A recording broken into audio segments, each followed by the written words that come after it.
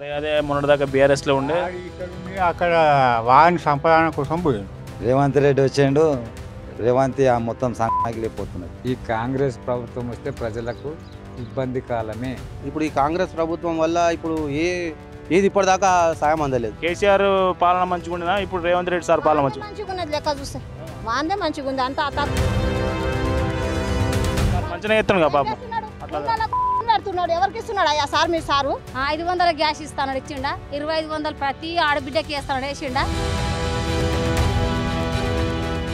Welcome to Pallavi TV. రాష్ట్రంలో స్థానిక సంస్థల ఎన్నికలకు సంబంధించి త్వరలో నగారా మోగబోతోంది. త్వరలో షెడ్యూల్ రిలీజ్ చేసేందుకు ప్రభుత్వం కసరత్తు చేస్తుంది. ఈ నేపథ్యంలోనే ప్రభుత్వం అటు ఇందిరమ్మ ఇళ్ల పంపిణీ కావచ్చు, ఇటు రేషన్ కార్డుల పంపిణీ కావచ్చు, అటు రైతు భరోసా వేయడం కావచ్చు, ఇట్లాంటి సంక్షేమ పథకాల అమలు వేగవంతం చేసింది. మరి ఈ సంక్షేమ పొలాలపై జనం ఎట్లా ఆలోచిస్తున్నారు, గ్రామాల్లో జనం ఏమనుకుంటున్నారు, వచ్చే ఎన్నికల్లో వాళ్ళ జనం పల్స్ ఎలా ఉంది, ఇట్లాంటి అన్ని విషయాలను మనం జనంలోకి వెళ్ళి గ్రామాల్లోకి వెళ్ళి తెలుసుకునే ప్రయత్నం చేద్దాం. పదండి.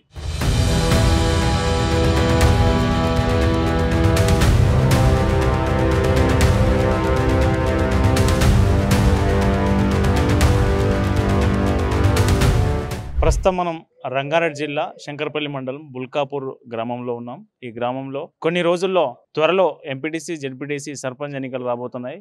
మళ్ళీ ఇక్కడ ఈ గ్రామానికి సంబంధించి అన్ని సంక్షేమ ఫలాలు, ఇందిరమ్మ ఇండ్లు కావచ్చు, రేషన్ కార్డులు కావచ్చు, సన్న బియ్యం కావచ్చు, రైతు భరోసా కావచ్చు, ఇట్లాంటి పథకాలు అందుతున్నాయా వీళ్ళకి ఎంతవరకు వస్తూ ఉన్నాయి, వీళ్ళు వచ్చే స్థానిక సంస్థల ఎన్నికల్లో ఎటువైపు మొగ్గు చూపే అవకాశం ఉందో ఇక్కడ గ్రామ పంచాయతీ దగ్గర కొంతమంది పెద్ద మనుషులు ఉన్నారు, వాళ్ళతో మాట్లాడదాం. ఏం పేరు? నా పేరు అనంతం. పెన్షన్ వస్తుందా? నాకు పెన్షన్ ఏం లేదు. లేదు. ఇప్పుడు ఎంపీటీసీ, జెడ్పీటీసీ ఎన్నికలు వస్తున్నాయట 4 రోజుల్లో. మళ్ళీ ఏ పార్టీకి ఓటేస్తాను? మేము టీఆర్ఎస్కి ఇస్తాం. మరి ఈ కాంగ్రెస్ గవర్నమెంట్ మంచిగానే చేస్తుంది కదా, రేషన్ కార్డులు ఇస్తానంటుంది, ఇందిరమ్మ ఇండ్లు ఇస్తుంది, అట్లాగే రైతు భరోసా ఇచ్చింది, మొన్న సన్న బియ్యం ఇస్తుంది. ఎలక్షన్ కోసం ఇచ్చారు. మరి అంతకుముందు లేవు. 6 నెలలకు ఒకసారి ఇచ్చేది లేవు. మరి సన్న బియ్యం వస్తున్నాయా నీకు? సన్న బియ్యం మొన్న ఒక నాడు ఇచ్చారు, 3 నెలలే ఒకటేసారి. మరి కాంగ్రెస్ గవర్నమెంట్ బాగానే చేస్తుంది కదా, మళ్ళీ బీఆర్ఎస్ వైపు ఆలోచన ఎట్లా వస్తుంది? ఏం చేస్తుంది? చేసింది ఏముంది? అంతేనా? ఒక అడవిలో పెళ్లి చేస్తామంటే, ఒక గుంట భూమి ఉందామంటే ఆడే దిక్కు లేదు, కొట్టుకొని సావాల్సి వస్తుంది. మరి ఇంకేం చేస్తాం? ఎట్లుంది ఇక్కడ మీ ఎమ్మెల్యే ఎవరు? మా ఎమ్మెల్యే కాలేయాదే. అదే మొన్నటిదాకా బీఆర్ఎస్లో ఉండే, ఇక్కడ ఉండి అక్కడ వాని సంపాదన కోసం పోయాడు అంతే. మరి ఇక మళ్ళీ గెలవంటా అని చెప్పి ఇప్పుడు ఒకటేసారి దుప్పుకున్నామంటని పోయాడు. సంపాదన మాపుకోనికే పోయింది, కానీ మొత్తము ఏం మామూలు వాడేస్తా ఏం పోలేదు. మరి 3 ఏళ్ళ నుండి కూడా ఏం చేయలేరు ఆయన ఇక్కడ. ఇప్పుడు మీ గ్రామంలో ఎట్లుంటుంది? కాంగ్రెస్ వైపు ఎక్కువ ఉందా? జెడ్పీటీసీ, ఎంపీటీసీ ఎన్నికలు వస్తే బీఆర్ఎస్ వైపు ఉందా, కాంగ్రెస్ వైపు ఉందా, అందాదా? మా తాన ఎక్కడ చెప్పేటట్టు ఉండదు. ఓట్లు వేసిన దాకా ఎక్కడ చెప్పేటట్టు ఉండదు. ఎంపీటీసీ ఎన్నికలు, జెడ్పీటీసీ ఎన్నికలు రాబోతున్నాయి, త్వరలో నోటిఫికేషన్ వస్తుంది అంటారు. మరి ఎట్లున్నది పరిస్థితి? ఈ గవర్నమెంట్ పరిపాలన మీద సాటిస్ఫాక్షన్ ఉన్నదా, లేదంటే వేరే గవర్నమెంట్ వైపు ఆలోచన, అంటే వేరే పార్టీ వైపు ఆలోచన చేస్తున్నారా? అటు బీజేపీ కావచ్చు, బీఆర్ఎస్ కావచ్చు, కాంగ్రెస్ కావచ్చు, ఏం నడుస్తుంది మీ ఊళ్ళో? మా ఊళ్ళో అయితే తెలంగాణ ఉండే మంచిగా ఉండే, ఇప్పుడు వచ్చిండు చూడు ఎవరైనా. రేవంత్ రెడ్డి వచ్చిండు. రేవంత్ మొత్తం సంకనాగిలిపోతున్నది, మొత్తం ఊరు మొత్తం గబ్బులేపింది అంతే. అంతకు మించి ఏం లేదు. అది తెలంగాణ మంచిగా నడిచింది.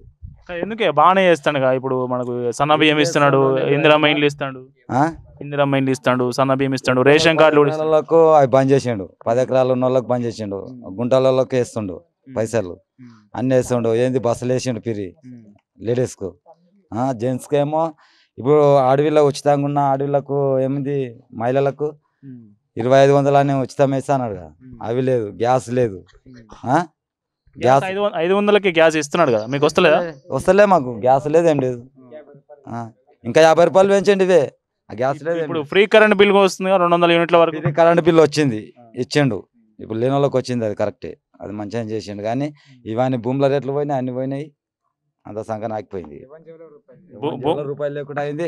కరువు రాజ్యాంగం తెచ్చేయండి మొత్తం. వర్షాలు పడుతున్నాయి కదా, వానమోగులు కూడా వర్షాలకి ఎత్తుకొని పోయండి. ఇంకేముంది, వర్షాలు లేవేం లేవు. కాంగ్రెస్ ప్రభుత్వం వచ్చిన సంది వర్ష ఆనకాలం ఎత్తుకొని పోయింది అంతే. చెప్తున్నాం, ఉన్నది చెప్తున్నాం అంతే. కరెక్ట్, దేనికి భయపడేది లేదు, ఏం లేదు. ఉన్నది వాస్తవము, ఊరు మొత్తం చెప్పేది ఇదే.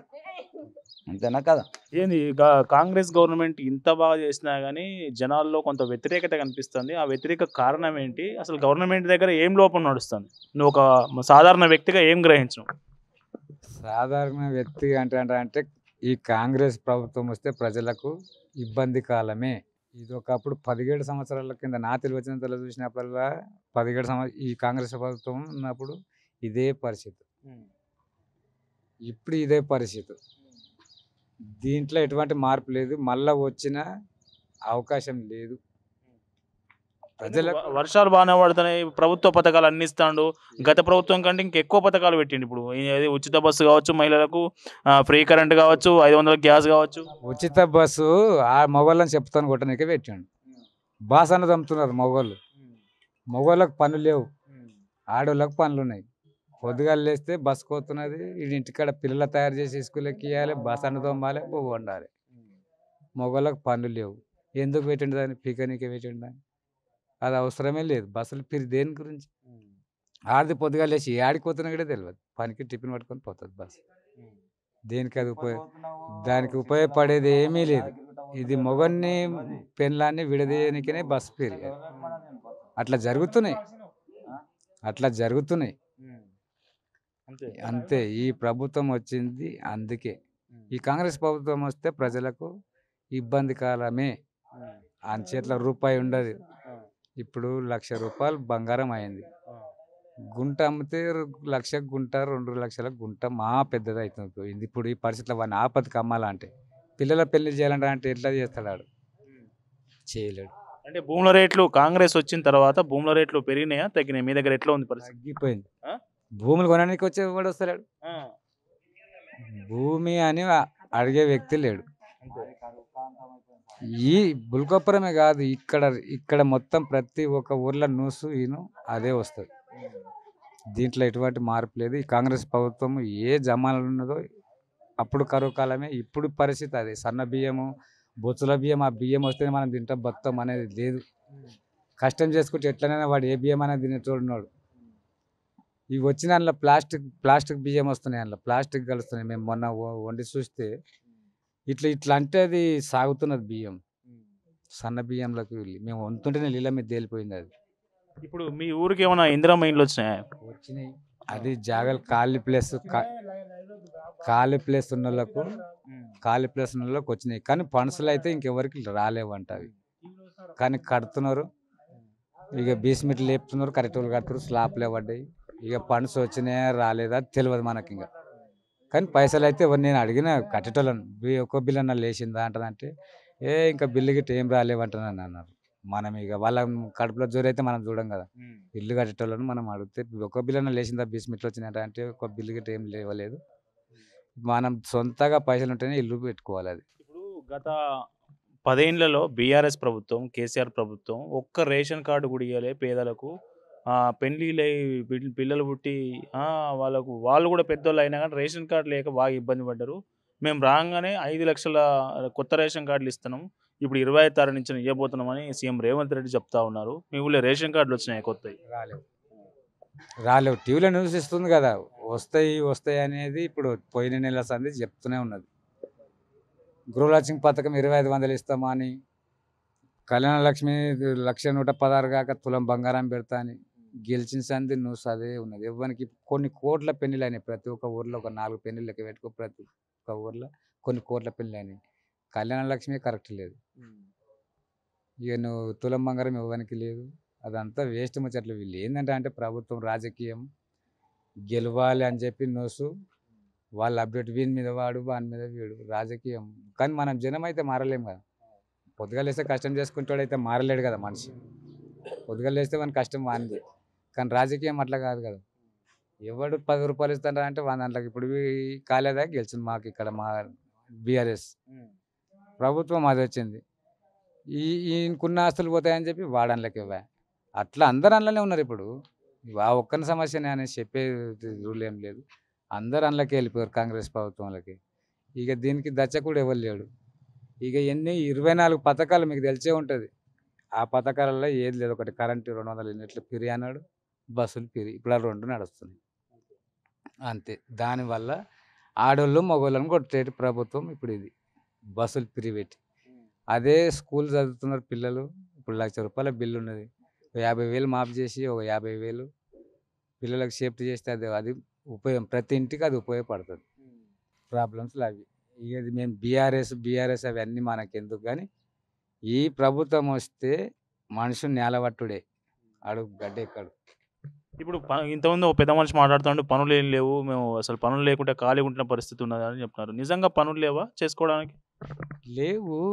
నేను ఏం చెప్తున్నా, నేను ఆడోళ్ళని పిలుస్తున్నారు. నువ్వు మగోడు చేసే పని కంటే ఆడోళ్ళని పిలుస్తున్నారు.